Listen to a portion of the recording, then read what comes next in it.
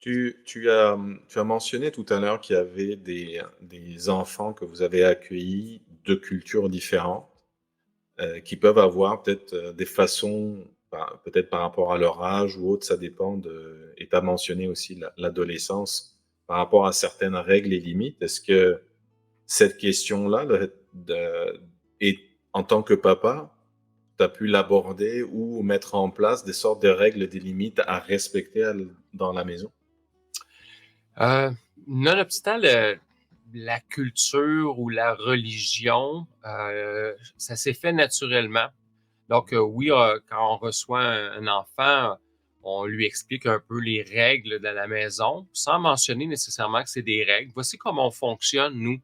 Nous, Mmh. chacun, par exemple, chacun va contribuer au ménage ou à l'entretien de la maison. Chacun va avoir sa tâche. Puis, ben, selon l'âge, la tâche est différente, hein. Il y en a que c'est juste d'aller balayer le trottoir. D'autres, ça va être de faire le lavage. Donc, tout le monde collabore. Puis là, ben, ce qu'on s'est rendu compte, c'est qu'en fait, il n'y a pas de règlement, mais il y a un encadrement. Et les enfants, bon, les plus vieux, ils vont aider les plus jeunes. Donc, il va y avoir un lien. Donc, il n'y a pas de règlement, mais les enfants, ils savent un peu comment la maison fonctionne. Donc, c'est ça. Sans mentionner que c'est des règlements, ben voici l'encadrement. Donc, nous, on se couche à telle heure à peu près.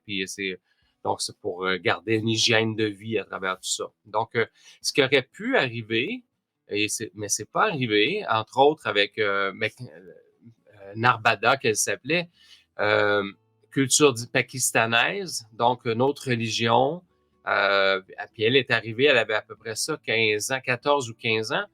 Donc, elle a déjà une façon de vivre, une façon de faire avec sa famille. Et il y aurait pu avoir une grande différence entre les deux, mais elle aussi, de son côté, était super ouverte.